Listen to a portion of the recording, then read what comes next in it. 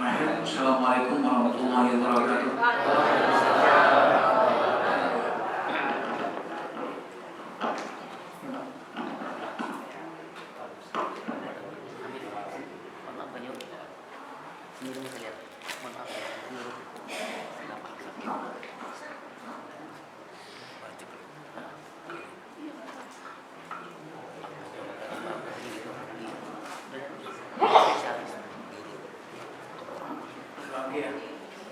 Assalamualaikum warahmatullahi wabarakatuh.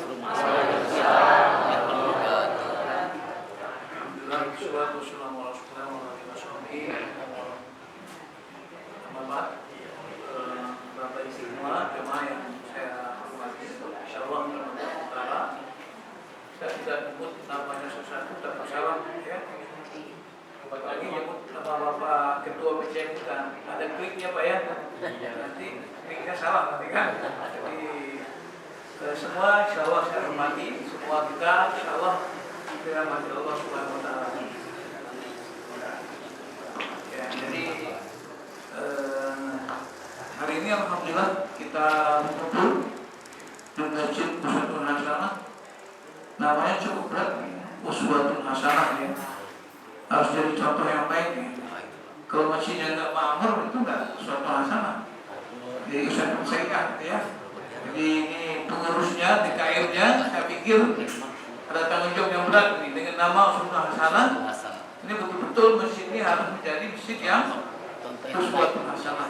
Oke, Bapak sekalian, hari ini kita melaksanakan kegiatan ya tarhib Ramadan.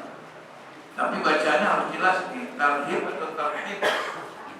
Karena kalau tarhib itu dari rahaba, turhibu itu bisa jadi menakut-nakuti artinya.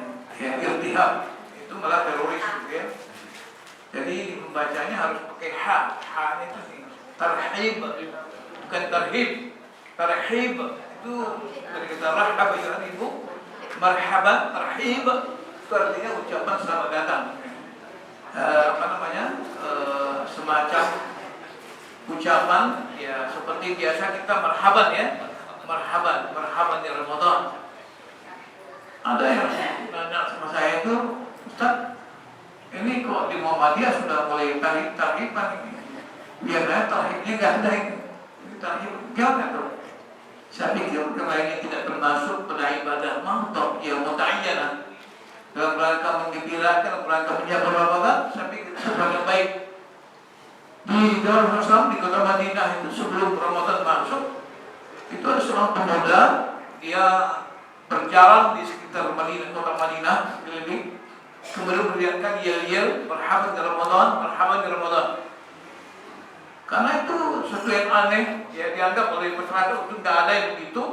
Lalu ada yang melapor kepada Rasulullah SAW, ya Rasulullah, itu ada anak muda yang kerjanya itu keliling kota Madinah, itu mengucapkan marhaban Ramadan. Rasulullah komentarnya sedikit saja, huwa fi jannah. Dia itu nanti akan insyaallah masuk surga. Jadi sekalian bergembira saja kita menyambut Ramadan juga ada janji surga. Apalagi kalau kita melakukan Ramadan dengan baik. Kita memang gembira, menyambut Ramadan itu harus gembira. Sekalian karena tadi ini orang bapak-bapak itu berdiri semua, saya duduk kayak anak pulang saja. Nah, baru saya berdiri aja kan, biar nanti bisa jalan ke sana dan sini. Kalau ada yang agak tidur sana, saya cari cara ya. Setelah ngaji ini kadang-kadang kalau nonton film dangdut biasanya orang nggak mau tidur. Tapi kalau ngaji itu biasa cuma tidur. Oke? Jadi menyambut Ramadan itu harus gembira. Sebagai muslim, kita gembira kedatangan Ramadan. Kenapa? Karena keyakinan Ramadan itu kan membawa sesuatu yang kebaikan luar biasa banyak. Keberkatan yang luar biasa besar. Rasulullah mengatakan syahrul mubarak. Ramadan merupakan bulan yang penuh dengan keberkahan. Nah, kalau ada misalnya tamu datang, kemudian membawa keberkahan, pasti kita akan gembira. Kalau misalnya ada teman nelfon kita, nih Bu, ini saya mau datang nih, insya Allah mampir rumah gue tanggal sekian. Wah, kalau teman itu biasanya bawa oleh-oleh, bawa hadiah, itu biasanya kita gembira sekali. Kalau perlu dibikinin makanan segala macam, ya kita nanti insya Allah kita siapkan kapan-kapan pasti nih. Kita itu sangat antusias, sangat luar biasa itu ketika ada teman yang datang yang kita yakin itu membawa kepada sesuatu yang kebaikan-kebaikan yang banyak. Kita gembira. Kalau ada teman nelpon tapi temannya suka ngutang biasanya nih. Bu, Pak, ini saya mau datang nih. Ya, tanggal berapa? Wah, hari itu saya barangkali kemana-mana itu tidak di rumah itu ya. Kenapa? Kita gembira. Kenapa? Karena mungkin kita tidak menganggap bahwa tidak mendatangkan keberkahan. Nah, kita menyambut Ramadan karena kita yakin Ramadan itu merupakan banyak sekali bonus-bonus yang Allah siapkan. Rasulullah mengatakan kalau kita beramal di Ramadan itu dengan satu amalan, satu kebaikan di bulan Ramadan, kita akan mendapatkan bonus 1000%, 10 kali lipat. Kalau kita bersedekah di bulan Ramadan, apalagi nanti ngisi yang diapa tadi oleh Lazismu tadi. Di bulan Ramadan kita berniat, bertekad, misalnya ini saya setiap bulan minimal 100.000, bisa minimal 1 juta misalnya. Itu nilainya 10 juta. Kalau 2 bulan kalau kita berniat di bulan Ramadan, itu selama Ramadan, selama setahun itu akan mendapatkan nilai 10 lipat. Karena apa? Niatnya di bulan Ramadan luar biasa ini. Ini Lazis ini hebat juga ini. Ya KL ini. Dia cari kesempatan yang luar biasa di Ramadan biar orang banyak, Nah, ini cerdas juga dia ini. Ya, biar nanti ada semangat, motivasi. Ini apa? Ini yang kita katakan, kita yakin Ramadan membawa keberkahan yang luar biasa. Nah, itu pertama dulu kita yakinkan.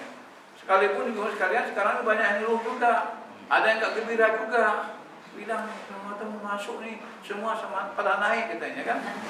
Ini beras naik, ini naik. Malah ada yang naik pangkat juga, ya gak apa-apa. Ya, cuma naik, ada yang gitu kan. Ya gak apa-apa ya. Ya, tapi sekalian kita jangan gusar, jangan risau dengan segala itu. Kenapa? Kita bulan Ramadan bukan bulan makan. Mau naik semua silakan saja, yang penting duit banyak kan gitu. Itu mahal murah itu kan tergantung duit aja Pak.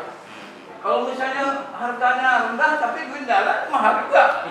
Ya, jadi mahal murah itu tergantung pada duit kita ketemunya dari rezeki yang banyak dari Allah SWT.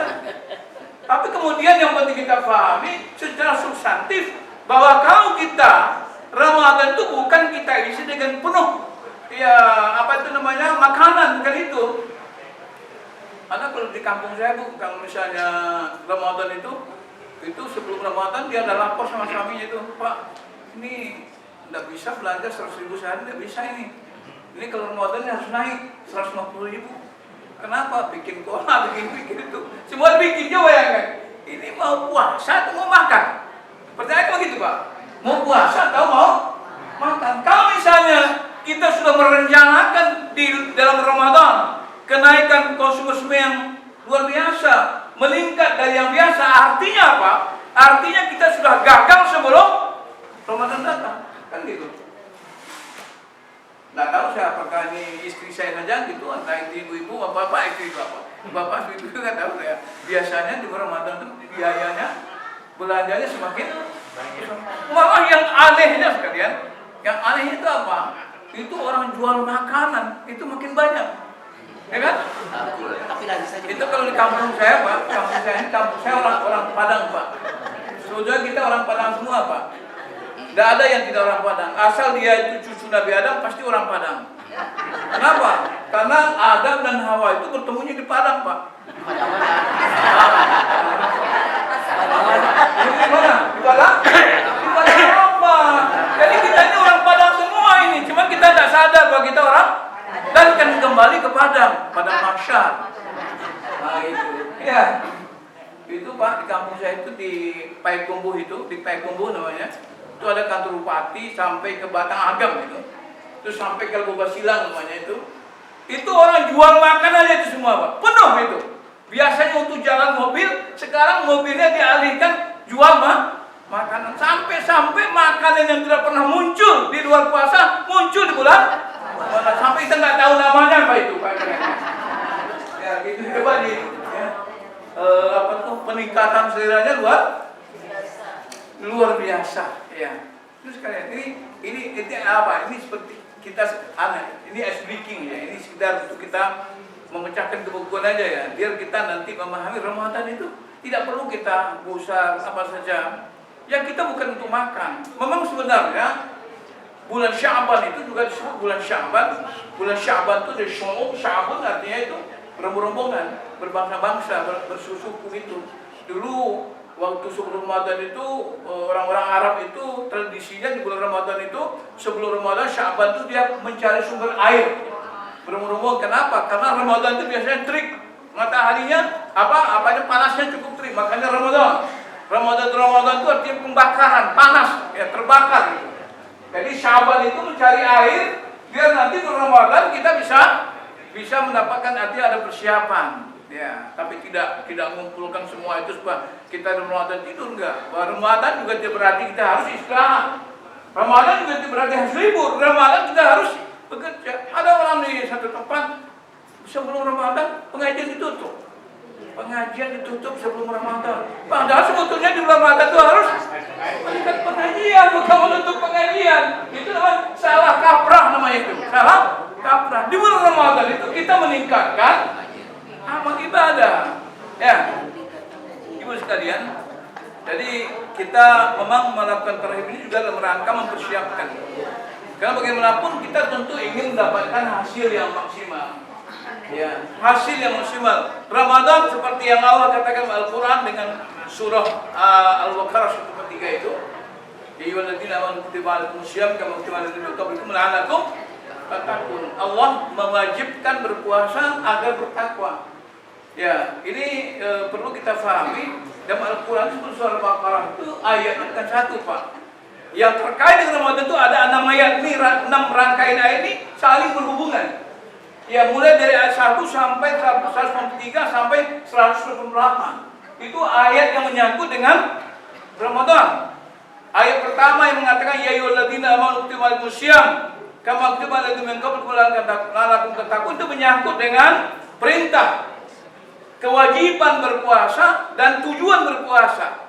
Di situ ada visi yang jelas, apa target yang ingin dicapai. Kemudian ayat berikutnya adalah ayat di mana di situ dikatakan diberikan keringanan. Karena orang berpikir nanti puasa ini susah nih, ternyata tidak susah. Man kana minkum maridan aw ala safarin fa'idatu min ayyamin ukhra. Siapa yang sakit dan siapa yang perjalanan silakan. Boleh berpuasa tapi sempurnakan di hari yang lain. Begitu juga wahai ladzina yutiqunahu fidyatun ta'am miskin. Orang-orang yang tua, yang lemah, pekerja berat, yang harus mengerjakan pekerjaan yang tidak boleh ditinggalkan. Maka itu termasuk juga bisa memberi fidyah, memberi makan orang miskin. Tetapi Allah mengatakan wa antasumu khairul lakum. Kamu boleh tidak berpuasa, tapi berpuasa adalah pilihan yang lebih utama. Karena faman tatawwa khairul lakum, siapa yang melakukan perbuatan yang lebih sunat yang dengan kerelaan melakukannya, maka itu lebih baik. Nah, ayat berikutnya lagi dijelaskan tentang syahrul Ramadan alladzii unzila fil Quran. Ramadan yang diturunkan itu di situ di situ turun Al-Quran. Al-Quran menjadi hudan linnas, petunjuk bagi manusia, wa bayyinatin minal huda, dan semua informasi yang berkaitan dengan petunjuk itu, dan kemudian furqan untuk membedakan, untuk memberikan pembedaan mana yang halal, mana yang haram, mana yang baik, mana yang buruk, mana yang boleh, mana yang tidak boleh. Kemudian baru dikatakan ya Ramadan itu juga ya siapa yang hadir di bulan Ramadan itu wajib Aman saya minhum syahran fa yasumhu. Kemudian juga dijelaskan semua. Kemudian malah ayat berikutnya dikatakan hilalatul syam atau la tasyam fasul nisaikum. Malah dihalalkan untuk berhubungan intim suami istri. Ya, dulu tuh sebelum ayat itu turun, orang Arab itu bingung itu. Ya, dia itu puasa siang malam, enggak mau itu. Akhirnya turun. Ayat mengatakan silakan. Ini yang tidak boleh cuma di siang hari, malam hari silakan. Kalau makan itu mau makan dari maghrib sampai subuh pun boleh ya. Ya kan kulu washrabu hatta yatabayyana lakumul khaytul abyad minal khaytul abyad minal khaytul aswad. Makanlah kamu dan minumlah kamu sampai jelas di antara benang yang ya hitam benang yang putih dan antara benang yang hitam, artinya fajar shadiq. Fajar shadiq sudah jelas baru boleh. Jadi kalau mau makan terus saja enggak apa-apa sampai meletus perutnya itu. Boleh, tapi kalau berlebihan haram ya. Ya boleh. Nah, ini kemudian Ayat berikutnya apa? Wa idza salaka ibadi anni fa ini qarib. Allah menjelaskan tentang bagaimana Allah memberikan kesadaran, mengatakan kepada Rasulullah SAW, kalau bertanya kepada Nabi Muhammad, hambaku tentang aku ini, fa'inil qarib, katakan bahwa aku ini sangat dekat. Artinya sekalian, bahwa Ramadan adalah merupakan waktu atau bagi kita untuk mencoba berusaha melatih diri bagaimana kita mendekatkan diri kepada Allah. Kita berusaha untuk menghadirkan Allah dalam kehidupan kita selama Ramadan. Itu. Kalau di Ramadan, kalau luar Ramadan itu kita biasanya merasa beribadah itu cuma 5 kali semalam. Subuh, zuhur, asar, maghrib, isya. Tapi di bulan Ramadan kita merasakan kita beribadah sehari penuh, 1 kali berapa jam, dari terbit matahari fajar sodik sampai ke teman-teman kita berpuasa. Kemudian nanti maghrib, isya, kemudian isya nanti tarawih, kemudian nanti bangun lagi sahur, kemudian lagi sholat. Jadi setiap waktu dari detik ke detik, dari jam ke jam kita merasa beribadah. Artinya apa? Kita melatih diri kita untuk selalu menghadirkan Allah dalam kehidupan kita. Ini yang penting sekalian. Sekarang kita ini lupa menghadirkan Allah dan lupa bahwa Allah itu hadir. Allah mengatakan wa huwa ma'akum aina ma kuntum. Kamu itu, saya itu Allah, kata Allah. Allah mengatakan dia Allah itu beserta kamu, bersama kamu di mana kamu saya berada. Jadi di mana kita ada sifat Allah Taala. Artinya apa? Ramadan melatih kita untuk takarrub kepada Allah, untuk selalu dekat kepada Allah Subhanahu wa taala. Ya. Kalau kita sudah dekat kepada Allah itu namanya qarib. Qarib itu terbalik sedikit raqib. Qarib, raqib. Orang yang sudah merasa dekat dengan Allah, qarib dengan Allah, dia akan menjadi raqib, akan merasa diawasi oleh Allah. Tapi kalau orang merasa jauh dari Allah, dia merasa dan diawasi oleh Allah Subhanahu wa taala. Makanya itu raqibun atid. Raqib artinya pengawasan. Ketika kita merasa dekat dengan Allah, merasa ada kehadiran Allah dalam kehidupan kita, maka kita akan selalu menjaga diri kita. Paling tidak tumbuh rasa malu dalam diri kita untuk melakukan perbuatan maksiat dan mungkar. Jadi kata Rasul juga, sebetulnya orang berbuat jahat, berbuat maksiat, berbuat mungkar itu karena ketika itu dia lupa kepada Allah. Dia tidak ingat kepada Allah Subhanahu wa taala. Tidak berzina orang yang berzina, tidak korupsi orang yang korupsi, tidak mencuri yang mencuri, tidak membunuh orang yang membunuh, kecuali ketika dia lupa kepada Allah Subhanahu wa taala. Jadi Ramadan ini adalah latihan untuk menjaga kedekatan kita dengan Allah Taala. Wa idza sa'alaka ibadi anni fa ini qarib. Kita dekat kepada Allah Taala. Maka itu salah satu persoalan besar yang ditanyakan oleh malaikat Jibril kepada Nabi Muhammad SAW ketika beliau datang kepada Muhammad menjelaskan tentang 3 perkara besar, iman, Islam, dan ihsan. Ihsan salah satu persoalan. Bertanya Rasulullah Jibril kepada Nabi Muhammad, "Ma huwal ihsan?" Muhammad, apa itu ihsan? Rasulullah menjawab, "An ta'budallaha ka'annaka tarahu, fa idza lam takun tarahu fa innahu yaraka." Engkau beribadah kepada Allah, engkau taat kepada Allah, engkau tunduk kepada Allah, engkau laksanakan syariat Allah Taala, ya seolah-olah engkau melihat Allah. Ka'annaka tarahu, seolah-olah engkau melihat Allah. Allah di depanmu, Allah ada di sampingmu. Ya. Fa lam takun tarahu, jika kamu tidak melihat Allah dan kamu tidak bisa merasakan Allah hadir di depan kamu, maka yakinilah wa innahu yaraka, Allah pasti melihat kamu. Itu yang penting sekalian. Kalau kita merasa dilihat Allah, ada Allah di depan kita, berani gak kita melakukan perbuatan maksiat? Malu gak kita? Malu berzina, malu mencuri, malu berbohong, malu melakukan kecurangan, malu melakukan perbuatan mungkar dan maksiat. Kenapa? Karena kita yakin Allah melihat perbuatan kita. Jangankan Allah, ibu kita saja, teman kita saja melihat kita berbuat mungkar, kita malu. Nah, inilah makanya kita ini selalu berusaha untuk bagaimana kita harus merasa dekat dengan Allah. Itu yang dikatakan wa idza salaka ibadi anni fani, membangun kesadaran yang tinggi bahwa kita ini adalah dekat dengan Allah SWT. Kemudian baru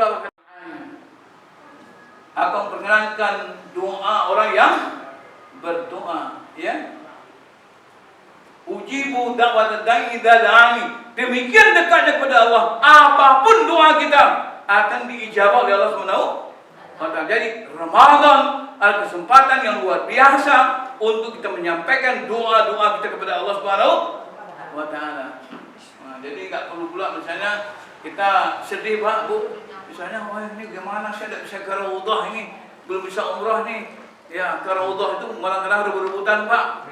Saya itu sudah berapa, sudah 6 kali itu misalnya, itu orang rebut-rebutan ke Raudhah itu.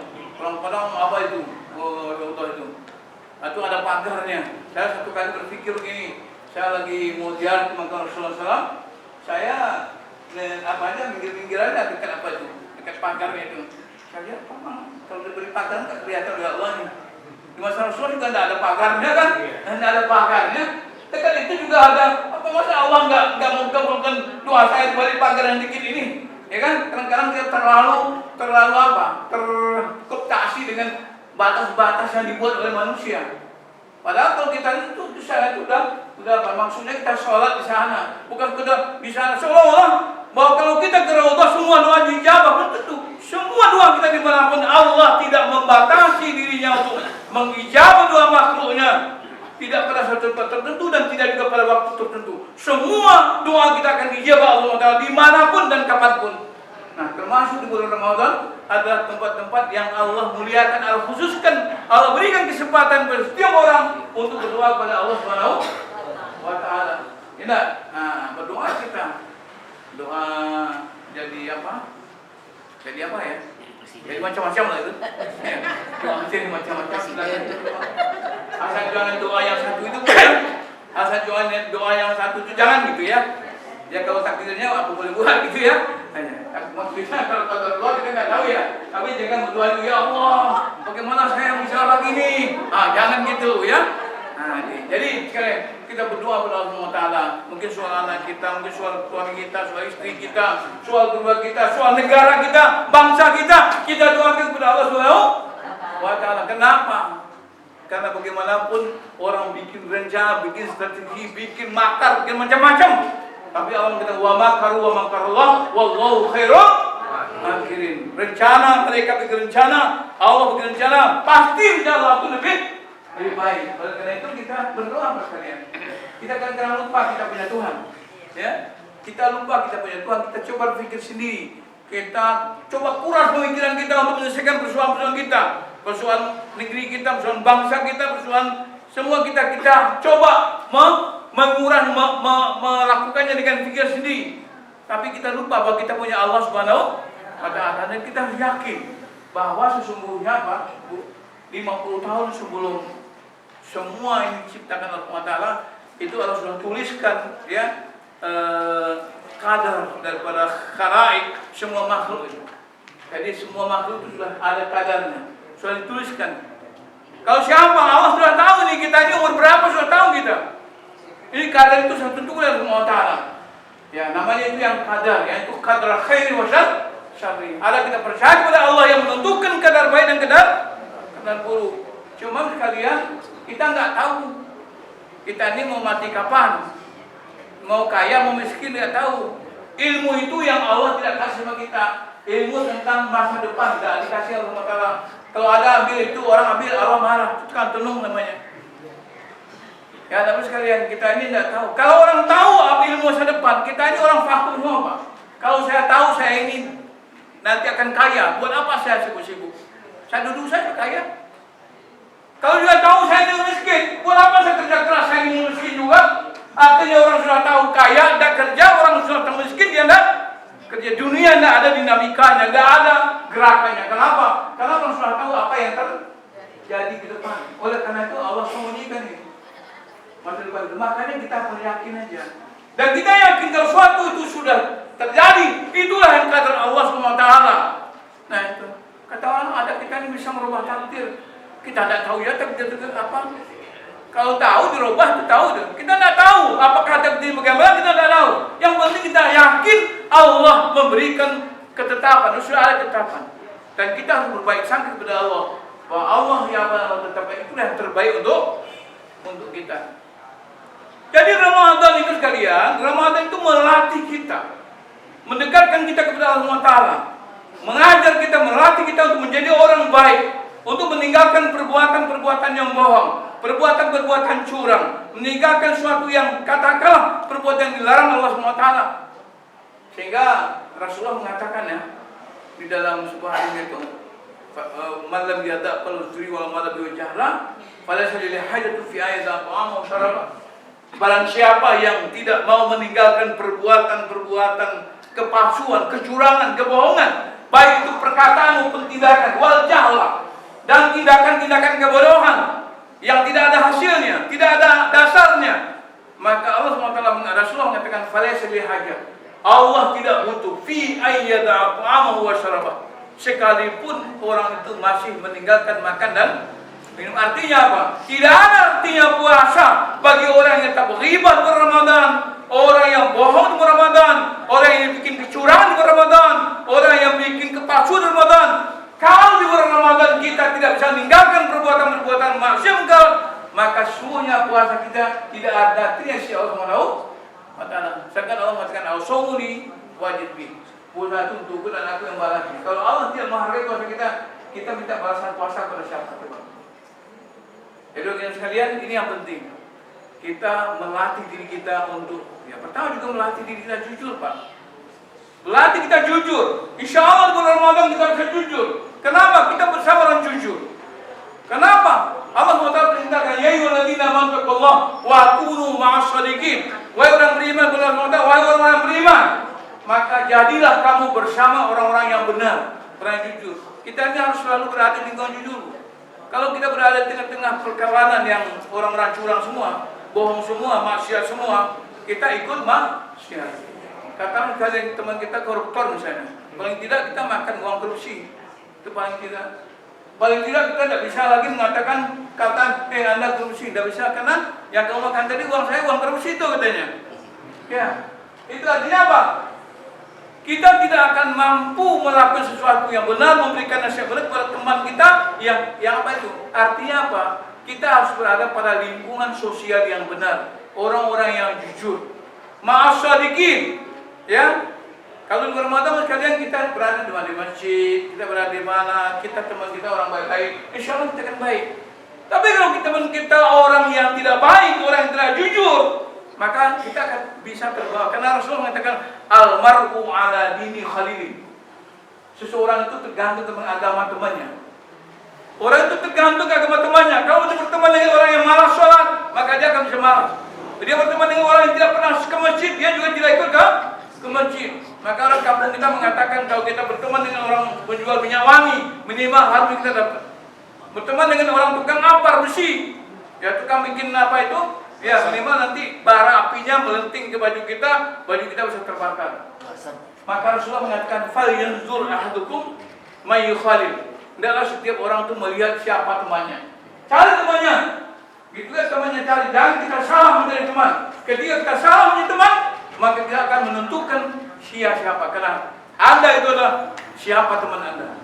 Anda akan menjadi siapa, itulah siapa teman Anda. Kalau Anda berteman dengan orang-orang yang tidak baik, orang yang tidak jujur, orang pengkhianat, maka Anda menjadi orang yang pergi. Ada orang tadi orang baik, orang baik, tahu-tahu ngomongnya sudah nggak baik, ya? Ada nggak itu? Ada kan? Oh baik, itu luar biasa perjuangan ini semua. Gila berteman dengan orang tidak baik, masuk lingkungan tidak baik, ceritanya udahlah lain. Kemarin lain, sekarang jadi lain. Oleh karena itu perlu hati-hati memilih teman. Di bulan Ramadan kita berlatih memilih teman. Dan terakhir sekali ada usah panjang-panjang ini, ya. Karena kalau panjang-panjang nanti capek juga kita kan. Nah, terakhir ayat 88, ayat 188 itu Allah mengatakan wala ta'kulu amwalakum bainakum bil batil wa tudlu biha ilal hukam litakulu amwal fariqam min amwalin nas, ya, bil ismi wa antum ta'lamun. Jadi kata Allah Taala, jangan kamu sungkahkan, ya, sungkahkan itu makan maksudnya. Jangan kamu hartakan harta kamu sesama kamu bil batil, dengan cara yang tidak benar, dengan batil, dengan cara yang tidak sesuai syariat. Ya. Ya. Maka Allah mengatakan wa tullu biha ilal hukam. Kadang-kadang ada orang dengan semangatnya sudah tahu dia tidak punya dia ini, dia tidak punya, dia cari penjara yang hebat dengan uang yang banyak, akhirnya yang bukan hartanya dengan keputusan hakim menjadi hartanya. Dan orang coba yang sekalian, ketika kita menjadi saksi palsu, bisa saja pindah harta orang yang berhak pergi pada orang yang tidak ketika hakim tidak jujur, tidak adil, maka bisa saja orang hidup teraniaya karena hartanya diambil. Ada orang yang kaya raya karena harta haram. Luar biasa sekalian, ya. Maka Allah mengatakan apa? Salah satu dari yang penting substansi puasa itu adalah apa? Tidak memakan harta haram. Karena puasa itu menahan diri dari makan minum. Dan kalau di bulan Ramadan kita mampu menjaga diri kita daripada memakan harta kita sendiri, dan kita tidak memakan karena tidak dibolehkan, kenapa kita tidak bisa mampu menjaga diri kita dari harta orang lain? Kita punya, kita yang usahakan uang kita, semua kita, lauk kita, tapi kita Allah larang, kita tidak boleh makan dari subuh sampai maghrib, kita tidak mau makan walaupun harus sendiri. Itu latihan yang luar biasa. Mestinya sekalian, kalau di bulan Ramadan kita berlatih untuk bisa menjauhi harta sendiri karena patuh kepada Allah. Jangan sampai kemudian di luar puasa kita mulai, dan jangan-jangan juga di luar puasa kita tetap melakukan perbuatan yang mengambil harta orang lain yang tidak dengan cara yang tidak benar. Coba yang sekalian, coba yang itu.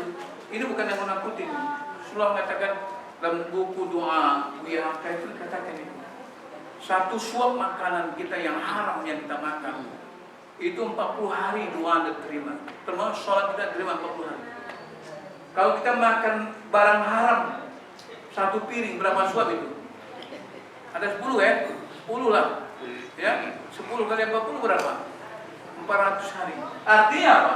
Satu piring makan haram berpotensi untuk menghijab kita antara Allah SWT, dan doa kita, sholat kita diterima Allah. Itu hanya satu piring. Kalau 3 hari, kalau satu hari 3 piring, berarti satu hari 3 tahun. Kalau 1 bulan kita makan yang haram, daripada yang haram, 3 kali 30 berapa? 90 hari, 90 tahun. 90 tahun, 2 hari. Umur cuma 70 ekor 20 tahun. Umur dia cuma 70 Pak. Itu kalau yang rata-rata ya. Tapi kalau kita ini sudah lebih. Kalau saya ini alhamdulillah sudah 57 Pak. Dibalik 75. Ya. Dibalik Pak. Saya ini umur sudah 75, tapi 75 jalan. 75 masih bisa jalan. Sekarang ada yang 75 tak jalan gitu ya. Saya ini 5. Saya lahir 49. Tapi sekalian saya ini walaupun 75 Pak, saya ini masih muda Pak dibanding Nabi Nuh. Nabi Nuh umurnya 1000 tahun. Kita baru 75. Itu setan bawah 100 tahun. Bukan balita bawah 100 tahun. Nah, saya ini sekalian, saya ini masih tercatat mahasiswa Pak. Saya tadi sebut itu dokter ya.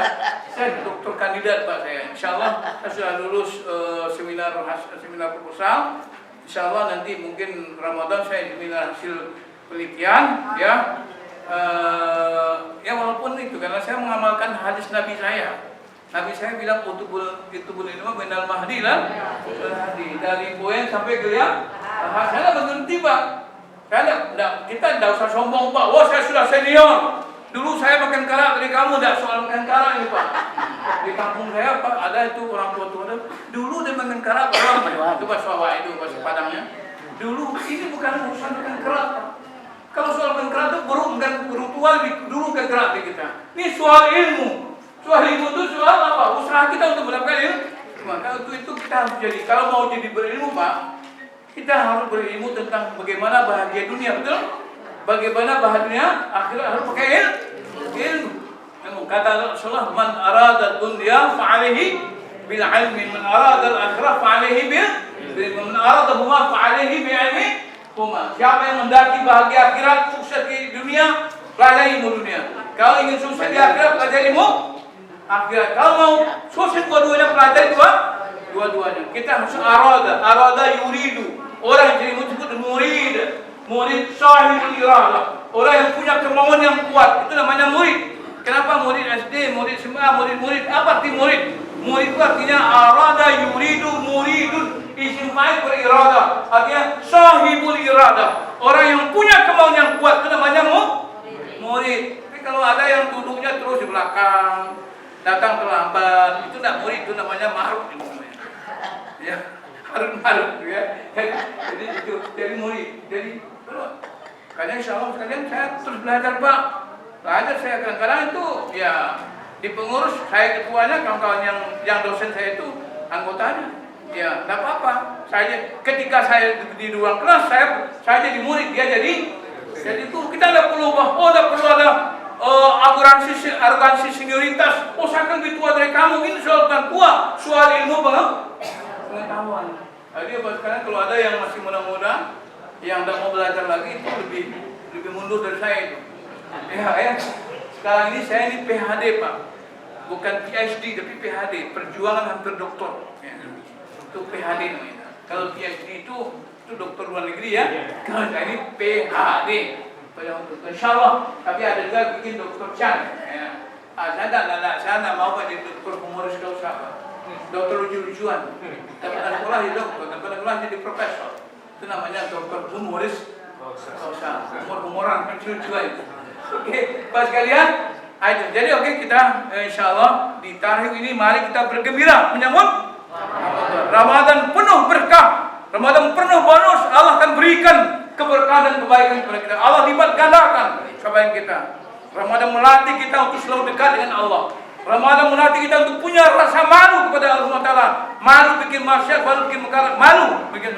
Kita berusaha untuk berRamadan mengoptimalkan ibadah kita. Kita berusaha Ramadan mendekatkan diri kepada Allah Taala sehingga kita mampu menghadirkan Allah dalam kehidupan kita.